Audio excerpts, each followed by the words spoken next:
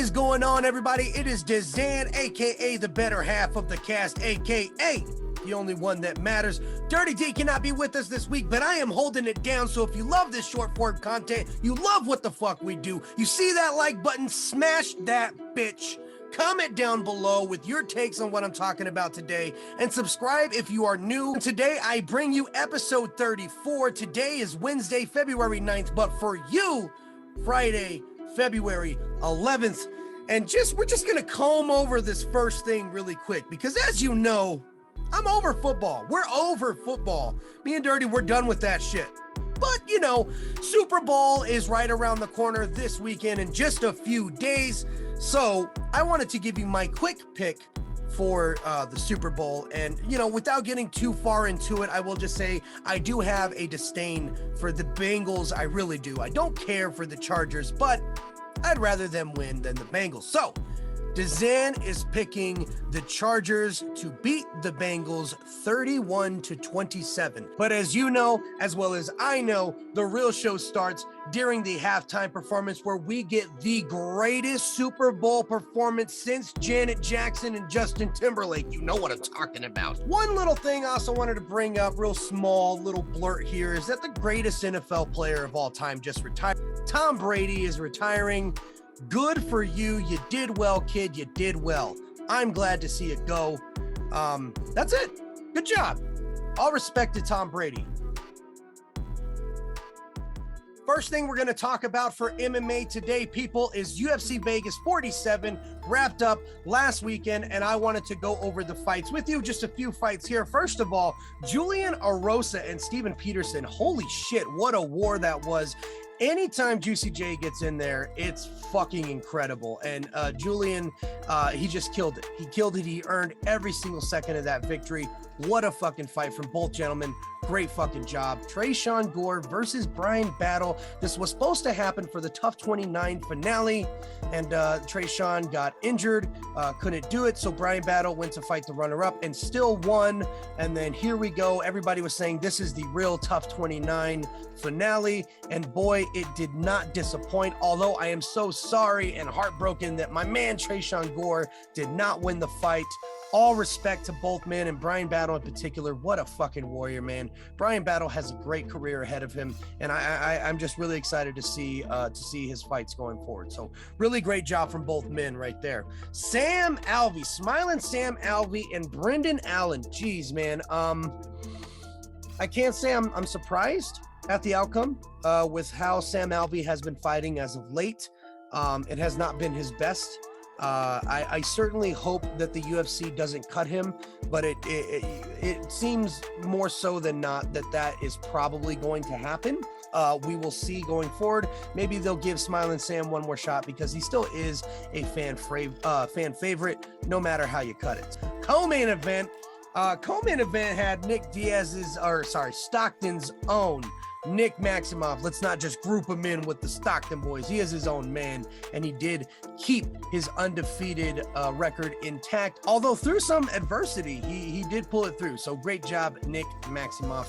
And then we had the main event where, the three judges sat down for the fight, ready to go.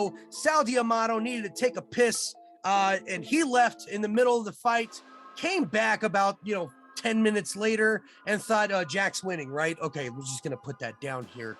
And then they read off a split decision victory for Sean. Are you fucking kidding me? Although through some adversity, he did pull it through. So great job, Nick Maximoff.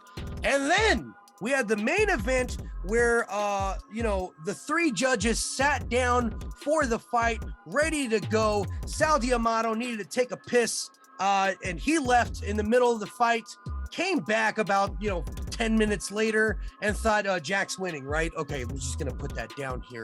And then they read off a split decision victory for Sean. Are you fucking kidding me? I hate Sean Strickland. I love Jack Hermanson, but are you kidding me? That was a unanimous decision through and through.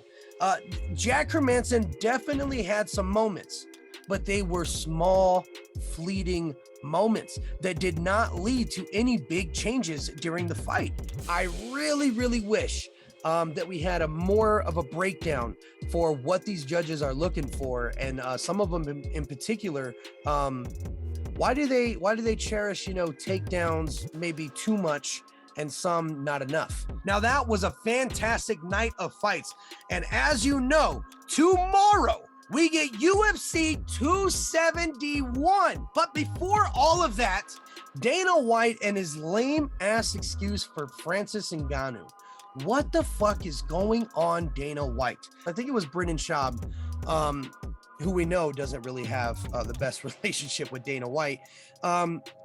When he was talking, he said something really interesting that I kind of, I could see happening, where he pointed out one person in particular. I don't remember his name, but he pointed out one person in particular that is like Dana's boss, the guy that Dana White doesn't say no to. And Brendan believes that on that night where they had just sent him, they had just sent Francis Ngannou an email threatening to sue him over talks with boxing promotion. And I don't even think Francis said he was talking to the promoter. He was talking to Jake Paul's manager.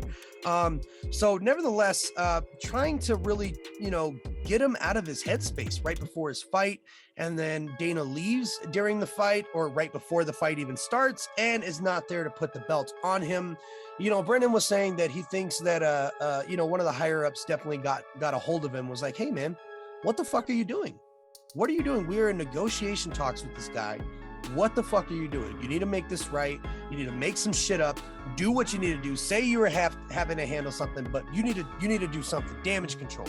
Which is why we get Dana's lame ass excuse saying that, oh, what do you mean? Like, it's happened before where, something happened during the fight. I had to handle something. And then, during that instance, I was barely able to come back and put the belt on him. So, I mean, even in the instance that he was trying to talk about as an excuse, in that instance, he still put the belt around the winner, and not here with Francis. He did not put the belt around him. And a lot of people, including me, believe that was personal. It definitely was personal. I don't know why the fuck they're doing this, but this moves into kind of the next topic and what is next for the heavyweight division. Francis Ngannou is now out. If you notice during that fight, his knees were wrapped up. He could barely move. Me and Dirty talked about that and kind of his mobility issues during the fight and how he was still able to get it done. He's going to be on the back burner for at least 9 months while he recovers. So in that time, what is going to happen to the heavyweight division? Well, when Francis simply wouldn't, defend the belt after 3 months, there was an interim title. So what does that tell you? What I think is Francis might sit out the entire year, let that contract expire, or come back at the end to fight another interim champion.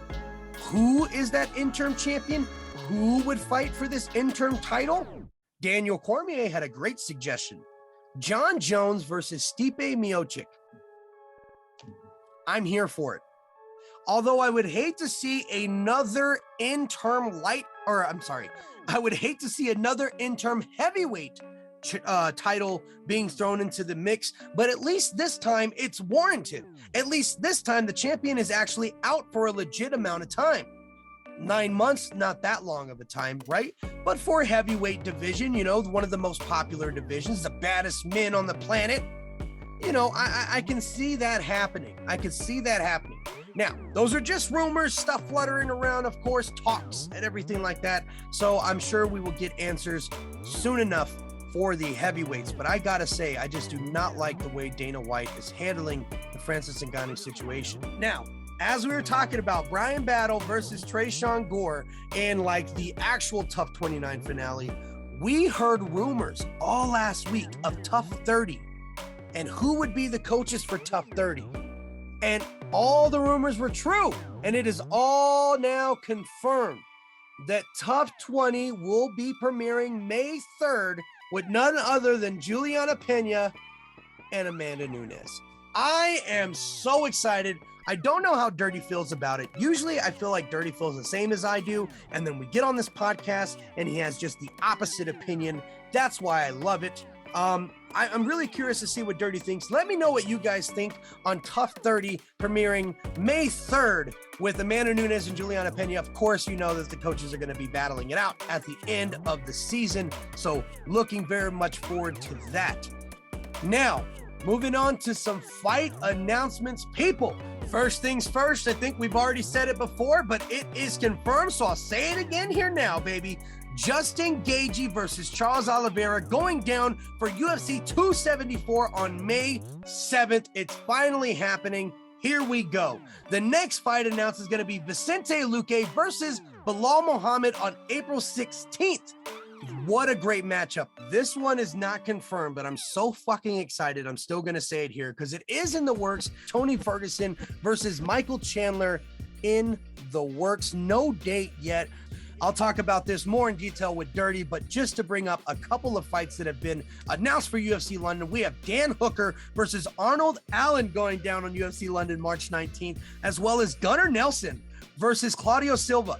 This is going to be one hell of a fight night. I am so excited for March 19th. The last fight for you that I have that was announced was Antonina Chefchenko versus Courtney Casey going down on April 30th. Antonina getting her next fight bout. Now, I wanted to talk about a fight that we had announced last week or the week before, actually. Sorry.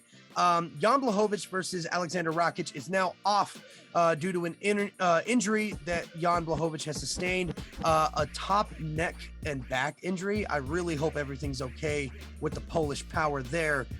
So I wish him well in his recovery. Hopefully we'll see that fight get rebooked because that is one hell.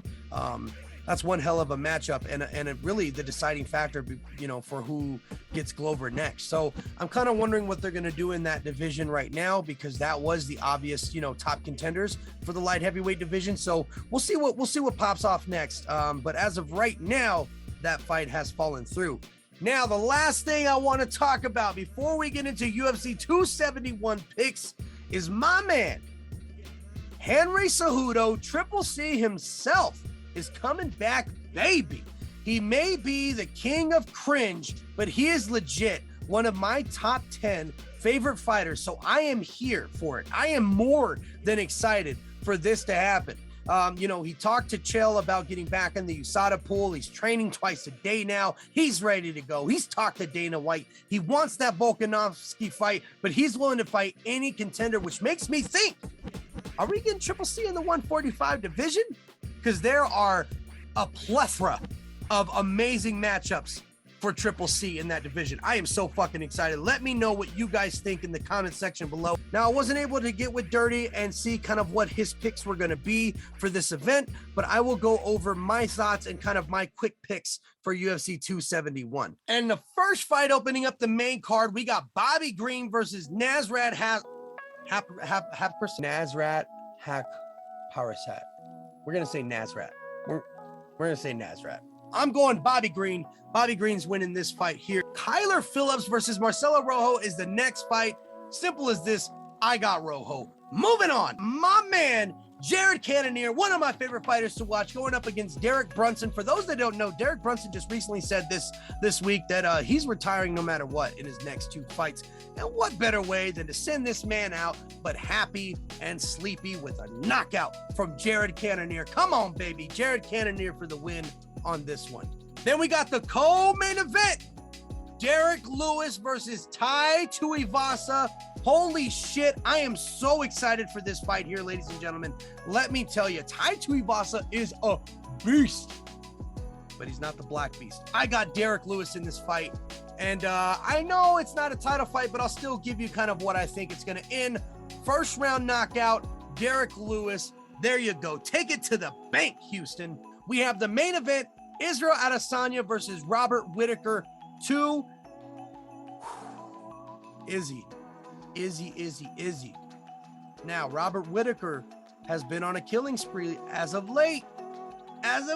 Seems like he's gotten it back. But as Izzy said this week, I agree. I don't think he's improved enough. And I think we're going to get a late stoppage in this one. I'm going fourth round TKO.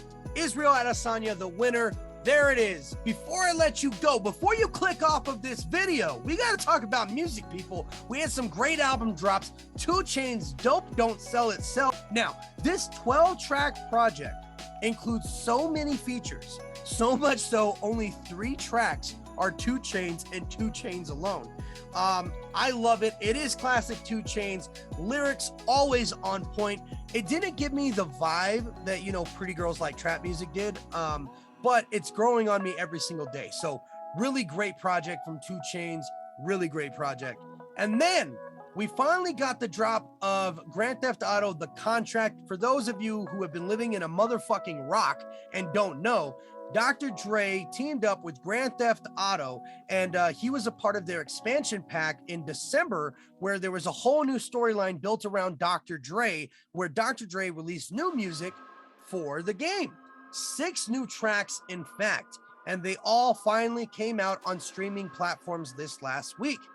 And man, oh man, let me tell you, this 6-track EP gives you all of the vibes of a classic Dre experience, beats that give you a throwback feel, as well as this new school era that he's just twisted perfectly, only a way that Dr. Dre can do it. Now, this star-studded album, people, man, it features, geez, I'm gonna lose my breath giving you all the features. Snoop Dogg, Rick Ross, Busta Rhymes, Anderson .Paak, Nipsey Hussle, Ty Dolla $ign, Eminem, and more. Only on 6 tracks. Yeah, it's a great fucking EP. So I've been bumping that on repeat every day, on repeat. As far as the singles of the week, I didn't include anything from The Contract separate album. I didn't include anything from Dope Don't Sell itself, but I will say, man, Pusha T, Diet Coke, King Push is back. I've been missing Pusha T since Daytona, ever since his beef with Drake. We haven't really heard much from him, so I'm really glad to hear some new music. Diet Coke, what a dope ass track. Go check out Diet Coke, and we should be hearing a new album from Pusha T really soon. The next single of the week, last single of the week, is Nicki Minaj and Lil Baby killing it with Do We Have a Problem. These two sound great on a fucking track. The GOAT herself, Nicki Minaj, killing it. Lil Baby with his own flavor in there as well. What a great fucking song. I've been bumping that on repeat as well.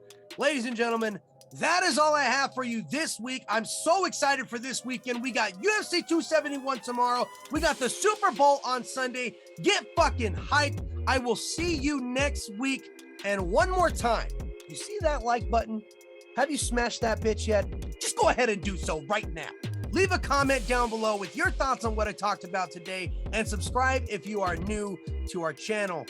Thank you guys so much for supporting us every single week. We love you.